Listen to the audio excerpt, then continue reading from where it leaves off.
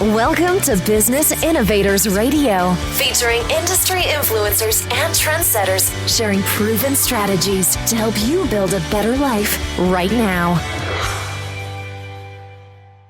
Hello, listeners. This is your host, Andy Curry, and today I am fired up because I have on the line with me Vicki Hitzges, and she has been professionally speaking for 24 years. She is definitely not a newbie in this business. The content she speaks on, she has lots of topics, but the one that she speaks on the most that she really favors is on teamwork and customer service, and we're going to talk about that more here shortly. Vicki speaks primarily in the U.S., but she has spoken a lot internationally as well. She is based out of Dallas. She has written 2 books. One is called Attitude is Everything, 10 Rules for Staying Positive. I like that. The second one is called Stuck on Stop, S-T-O-P. So it's Stuck on Stop, How to Quit Procrastinating. So Vicki, welcome to the program. Thank you, Andy. How nice to be with you and your listeners. Thanks. You betcha. We are very happy to have you here with us. Vicki, let's talk about your speaking business.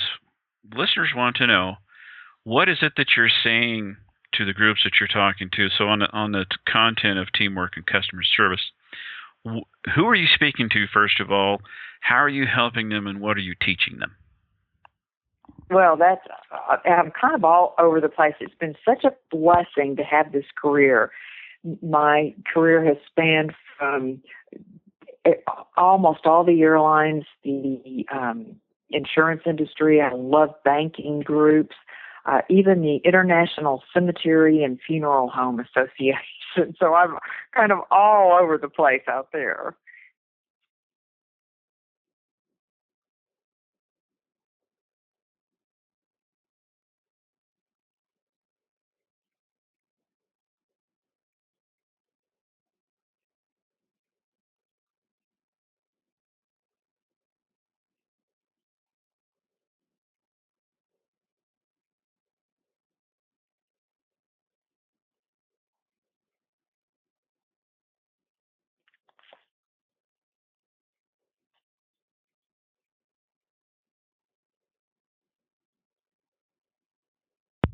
Vicki? Yeah. Oh, something happened there. Let's, Vicki, when you mentioned a second ago about funeral homes, I remember something kind of funny in my hometown. This was several years ago. I was walking down Main Street, and a big semi-truck comes by, and it was a casket manufacturing company, and it says, "Customers are the lifeline of our business." It actually said that. And I thought, boy, that's an ironic statement for a casket company to make. That is. It's very clever. I found I love speaking to funeral home directors. They're people, and they care about people. They're very compassionate. And it was the ookiest trade show. It was at Caesar's Palace in Las Vegas. And it wasn't easy to get in. I didn't have my name tag on because I don't like to speak with it on, but I was with a bunch of funeral home directors and their wives, and we went downstairs to this huge ballroom, and the guard stopped me because I didn't have my credentials. And I said, "Oh, I'm the speaker," and I showed him my picture, and I looked just like my picture. It's not a 20-year-old picture or anything. And they also said, "Yes, she is our speaker." And the guard said, "You'll have to go back and get your credentials." And I said, "But I'm the speaker. I mean, look, here's my picture." And she said, "You will have to go back and get your credentials." And I said, "Well, who's trying to get in here?" And she said, "You wouldn't believe it. Gamblers are going upstairs and putting on dress clothes just to come down here and look." Isn't that interesting? You mean look at what? Yeah, they wanted to see what was going on in the trade show. And what was going on in the trade show was pretty interesting. Usually I think on a given day we don't think much about the funeral industry, but it's very interesting. The choices in my mind typically tend to be you choose a casket or you choose cremation. But if you choose a casket, oh my golly, it's like choosing a house. I mean, there's all different kinds of caskets. And Not to be so macabre, but if you like to fish, you can get fish painted, carved into. It's just amazing. If you like, whatever you like, whatever your interests are, you can have that carved into, beautifully done, not tacky, but beautifully done as part of your casket. And then they have funky giveaways, just like they do in any trade show. The only thing I took was a pad of paper that says last rites, that it was spelled WRITES on it, and it was shaped like a sarcophagus. Really? That is interesting. I could see why they'd want to get in there. That'd make a great YouTube video. Yeah, it really would. It would. But they were good people. I very much enjoyed them. Very much enjoyed them. Okay, well let's take those folks for an example. What were you teaching them? Give us some insight in why did they hire you? How did you help them? Well, that's been so long ago, I can't even remember what specifically I talked to them about. But when I do talk to groups, what they usually want to know, they want to be encouraged, they want to laugh, and what they all have in common is they want to give good service. And so I either tell them or remind them what it takes to give good service. And usually when I speak, I always try 100% of the time to do one thing, and that is to have one major big idea in every talk that I give, as opposed to, say, my mentor was Zig Ziglar, who was a fabulous speaker. Oh, my golly, he was a good speaker. I mean, don't hear any disrespect in what I'm going to say. He was a magnificent speaker. He would give 15 steps to a positive self-esteem.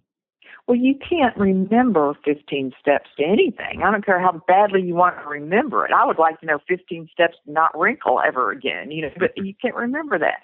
So what I do is I give one big idea, and I'll have set points, but I'll give you one big idea, and you can take that idea home. And one idea that I give is people reach out to people who reach out, which is a way of saying people do business with people they like. People reach out to people who reach out. And then the question is, how do you make sure that you're reaching out? And I break that down and I give them steps to do that.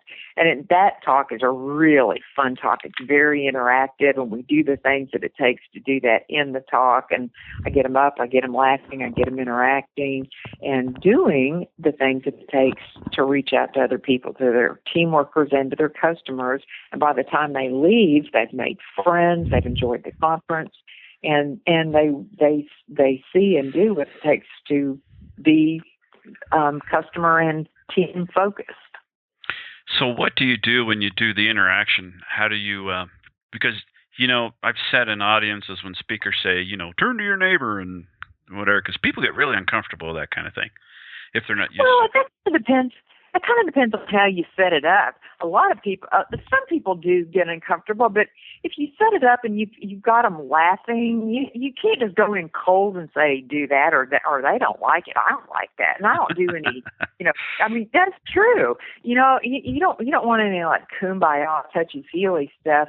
But once they've warmed up and they've laughed and stuff, and you put them into small groups, they do like that. It makes the time go fast, and they brainstorm together and they laugh together. They do like that. It makes it fun. And I can't tell you I've got one great listening exercise. Everybody thinks they're a good listener, just like everybody thinks they're a good driver.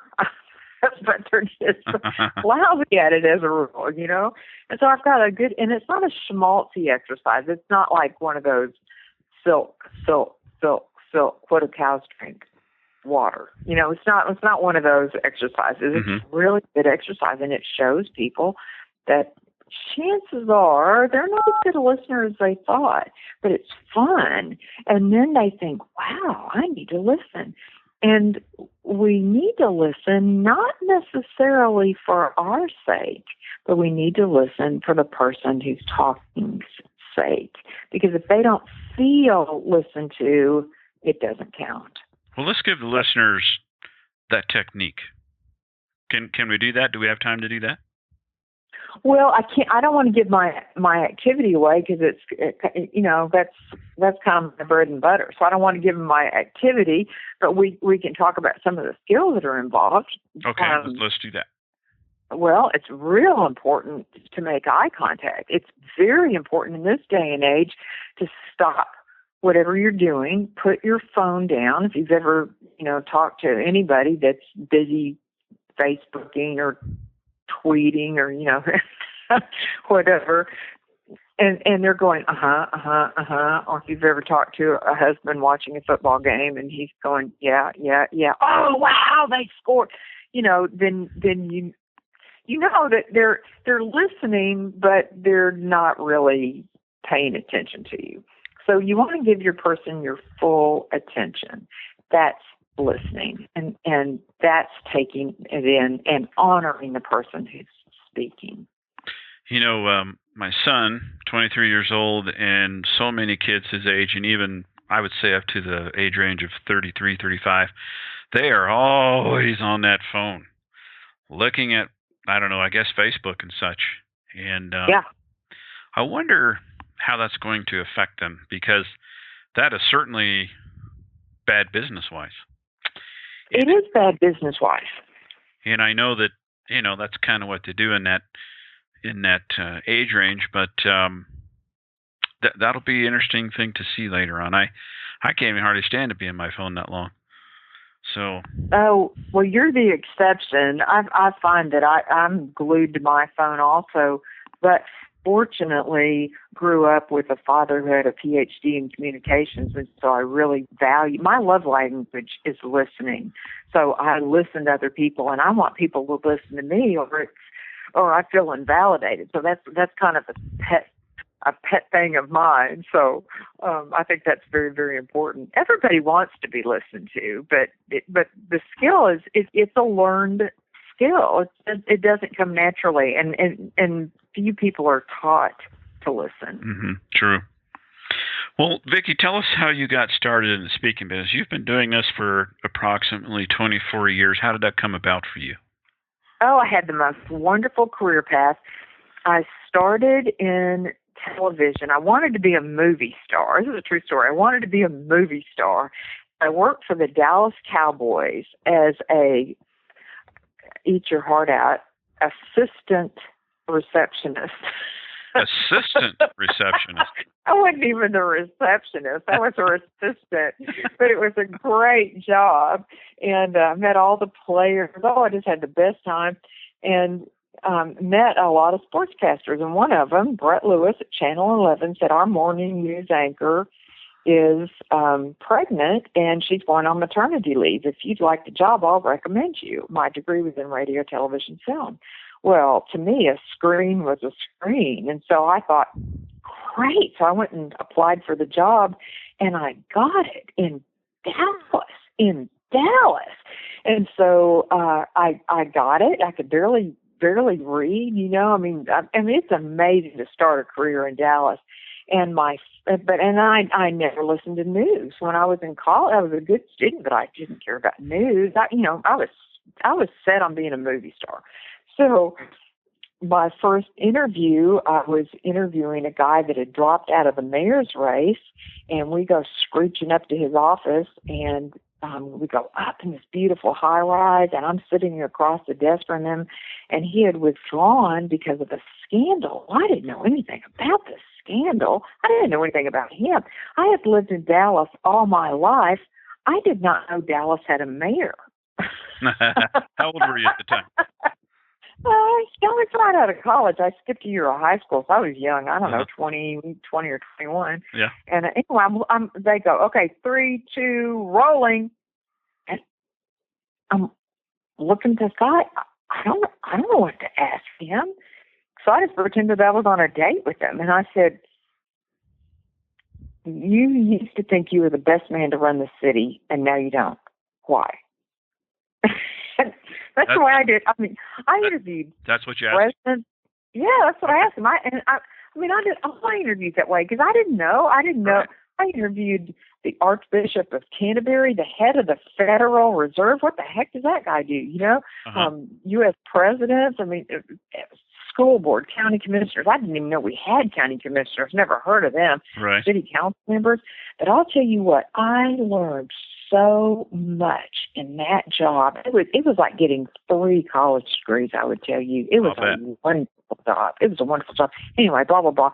So I go off, I anchor, and then I get a really high-paying anchor job in a different city, come back, and assume they're going to be thrilled that I'm back here, and they're not, because I already there's only 3 jobs, ABC, NBC, and CBS, and then I'd worked at the independent station. Well, they already had an anchor too, and I didn't want to go back there, so I didn't know what to do. So I started a PR firm to get people on television. I knew how to do that, and one of my clients was Zig Ziglar, at the time the #1 motivational speaker in the world. Mm-hmm. And he said to me, "You're creative.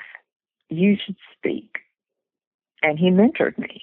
And within, I think, 3 months, I'd spoken as far away as New Zealand. Awesome. Isn't that amazing? That is. That's neat. Yeah, God is good. God is really good. I can look back on my life and just see God's hand on me. He's been good. Hadn't all been easy, but He's been good. Now, I've got to satisfy the curiosity of the listeners, because if I'm thinking it, I know they are. When you asked that mayor that question, what was his response? Oh gosh, do you remember? I would like to think I have my mother's charm, but I certainly have my mother's memory. Of course, I don't remember. Okay. Well, here you are, alive and well, so it must not have been too painful for you. So, okay, well that's interesting. Now you've written a couple books. Attitude is Everything, and Stuck on Stop. Can you tell us briefly, Attitude is Everything? It says 10 rules for staying positive. Can you talk on that for just a minute or two? Yes, I can. That's been a wonderful book. And I can tell you something I've learned if you want to write a book. A friend of mine said, "Vicki, I feel very strongly that you should write for Simple Truth.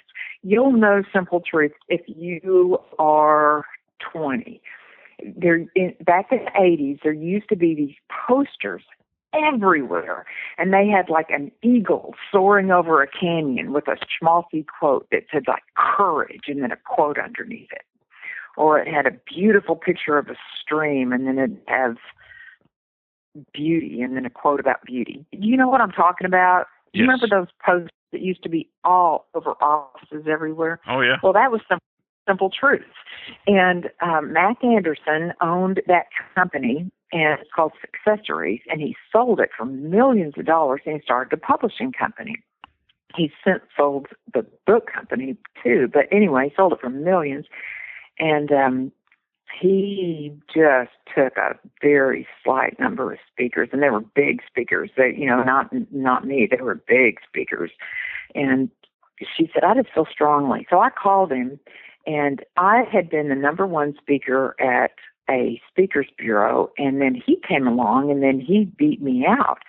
So I called him, and I said, let's not be, I got his voicemail. I said, let's not be enemies. Let's be friends. And I would love to work with you, and I'd love to write a book with you, or book for you.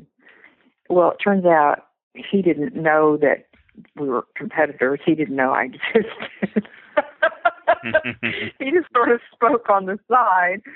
But anyway, he checked me out with the bureau because I'd left, some references. And to his great credit, he called me when he was coming through town. He took me to lunch and we talked. And he said, I like some of your ideas. So he said, write them up. So I wrote the whole book, which you're not supposed to do, but I wrote the whole book, and he didn't like it. So I wrote another book. He didn't like that. So then he called me and he said, you're really positive. He said, write a book on attitude. And so I did that, and it just hit. And he had this great picture, and here's what I'll tell you. If you do a book, put duckies on the cover. Put cute cute animals or children on the cover, and your book will sell. My second book, Stuck on Stop, How to Quit Procrastinating, when people hear how to quit procrastinating, they all want to read that book, and it's a dandy book. But the cover is a stop sign. Nobody wants to buy a book with a stop sign on the cover of it.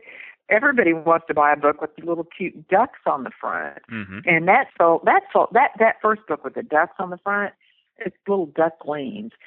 That book sold out overnight, and it is an international bestseller. It's in like its 20th printing. Stuck on Stop has done well, but it hasn't done nearly that well. And I really believe it's because of the title that I chose. I would have just stuck with How to Quit Procrastinating, and I would have had a lazy dog sleeping in the sun, and it would have sold gangbusters. I wish I'd done that instead. Right. Okay. Well, that's good information. It's a good lesson to know. Yeah. Well, Vicki, appreciate you spending some time with us. Now, how can people get a hold of you should they want you to speak or know more? Oh, well, that's a very gracious question. Thanks, Andy. My name is Vicki, V-I-C-K-I, you're popular, Andy. It's Vicki, V-I-C-K-I, at KeynoteSpeaker.com. Vicki with an I at KeynoteSpeaker.com. Okay, very good. Well, Vicki, thank you so much for joining us, and we appreciate you sharing your information with us. Well, you're so gracious to call me, and thank you for listening. Thanks for listening to Business Innovators Radio. To hear all episodes featuring leading industry influencers and trendsetters, visit us online at businessinnovatorsradio.com today.